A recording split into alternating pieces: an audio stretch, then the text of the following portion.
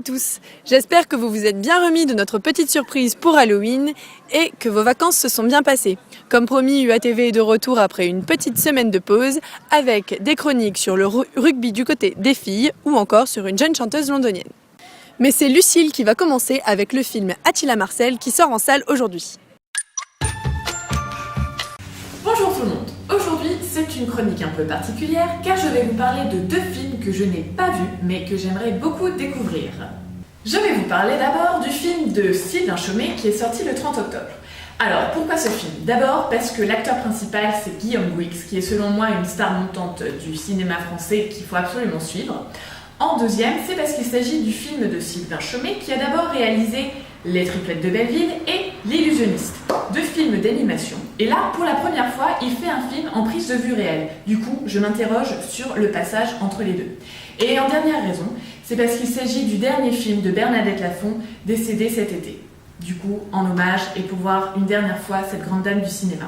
Pour le deuxième film, il s'agit d'un tout autre genre, car il s'agit de La Stratégie Endor, un film de science-fiction.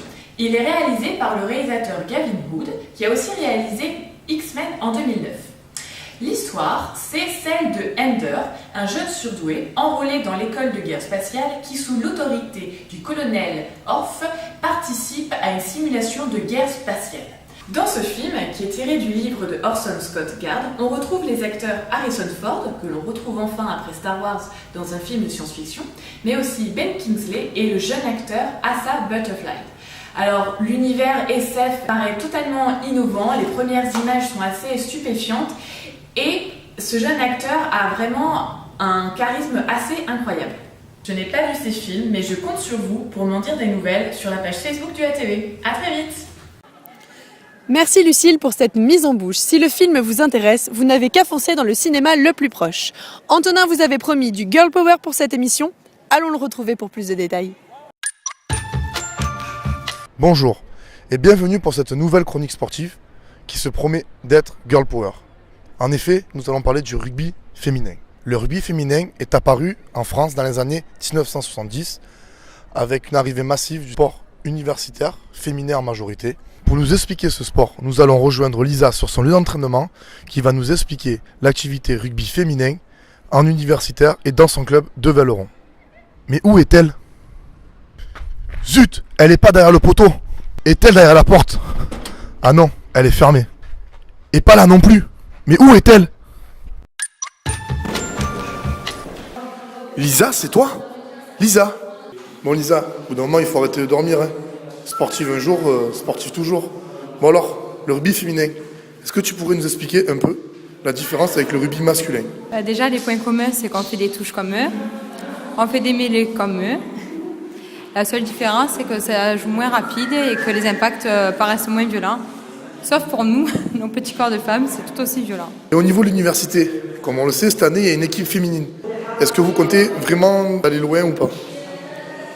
Je pense que c'est une nouvelle équipe, donc on fait du rugby à 7. Il y en a plein de filles qui ont déjà commencé, qui ont déjà fait un club, mais je pense qu'on va déjà essayer de créer une bonne cohésion de groupe et de s'amuser avant de penser aux performances. Et sinon, au niveau des compétitions, vu que tu en fais un club, comment ça se passe? Il y a les mêmes fédérales que pour les garçons, sauf qu'à partir de fédéral 2 qu'on peut commencer à jouer à 15. Avant, c'est du jeu à 12 ou du jeu à 7. Il y a aussi du rugby du trésiste pour celles qui aiment. Et après, c'est tout pareil pour le règlement. D'accord. Merci Lisa pour cette petite interview. J'espère que vous irez loin cette année. Merci. Ne jugez pas aux apparences. Lisa joue aussi bien la première que la deuxième et surtout la troisième mi-temps. Sur ce, je vous retrouve pour la prochaine émission qui se promet d'être très hivernale. Merci Antonin. Et les filles, si le rugby vous intéresse, vous n'avez plus qu'à foncer. C'est maintenant au tour de Cécile de prendre la parole pour sa chronique musique qui se porte aujourd'hui sur Liane La Havas. C'est l'histoire d'une Jamaïcaine et d'un Grec qui se rencontrent et se font des bisous. 9 mois plus tard, de leur union naît un bébé à Londres le 23 août 1989. C'est une petite fille et elle, Liane La Havas. Elle commence par chanter à la chorale de son école, puis forme un duo, Paris Paradise, pour finalement préférer une carrière solo. Quelques années plus tard, nous la retrouvons à Paris où elle enregistre 5 titres en acoustique pour l'édition de luxe de son premier album Is Your Love Big Enough, sorti en 2012. Le succès est immédiat.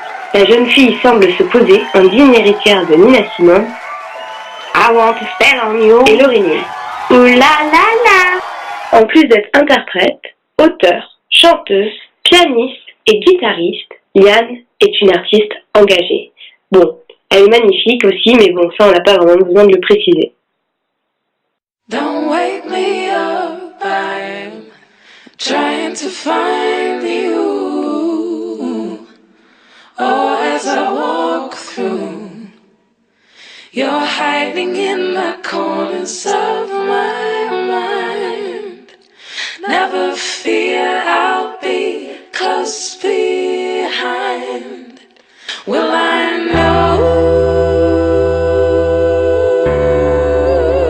why I lost control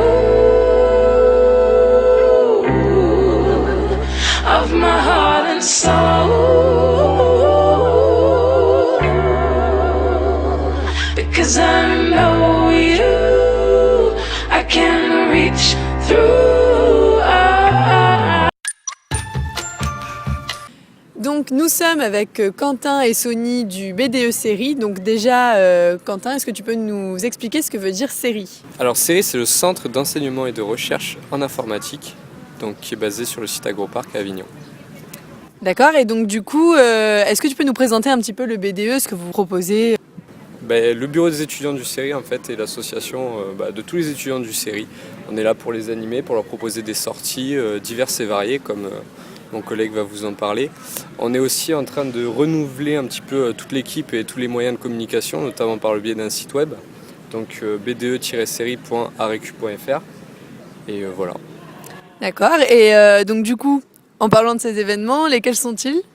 Alors on va commencer par un bowling, une patinoire, un laser game, un karting peut-être, et le gros événement à venir aussi, le ski qui va se passer du 18 au 25 janvier 2014 et quelques petites soirées au cours de l'année.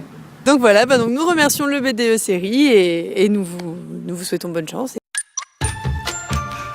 Cette semaine, quelques petites choses n'attendent que vous sur Avignon. Demain soir, au Petit Café, UATV organise une soirée costumée faisant référence à notre dernière émission spéciale. Venez parer de vos plus beaux costumes, car un concours y sera organisé et vous aurez peut-être la chance d'apparaître dans la prochaine émission d'UATV. Poursuivons avec ce qu'il va se passer au Capitol Centre ce soir même. Les associations Première Loge et Cinéfils et Filles s'allient pour vous proposer un ciné-concert autour du film La Nouvelle Babylone. Le Capitol Centre accueillera également ce vendredi 8 novembre à 20h une soirée d'Evian Zone spéciale Richard J. Thompson autour des films le Jurassic Trash et Time Demon 2.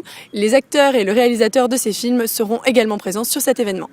L'exposition Les Papesses dont vous avez parlé, Julie, s'achèvera ce lundi 11 novembre. Donc pour les retardataires, il est encore temps d'y aller faire un tour. La campagne de la tolérance organisée par Interasso se tiendra sur votre campus les mardis 12 et mercredi 13 novembre. À partir de ce mardi 12 novembre et ce jusqu'au 20 décembre, se tiendra à la BU une nouvelle exposition nommée « Le livre, une œuvre d'artiste » rencontre autour de la revue conférence. Merci à tous d'être fidèles à UATV. N'hésitez pas à réagir sur notre page Facebook pour nous donner vos réactions ou vos idées. Vos critiques et commentaires sont les bienvenus. Il est maintenant l'heure de nous séparer, mais pas d'inquiétude. UATV sera de retour la semaine prochaine à la même heure avec une nouvelle émission. En attendant, nous vous attendons nombreux demain soir au Petit Café. Autre chose à rajouter? On vous aime. On vous aime. Gros bisous. Nous allons chercher et... on commence. Bonjour à tous. Ça commence bien. Allez, je le fais là. Je suis allé voir la série. Ils m'ont fatigué.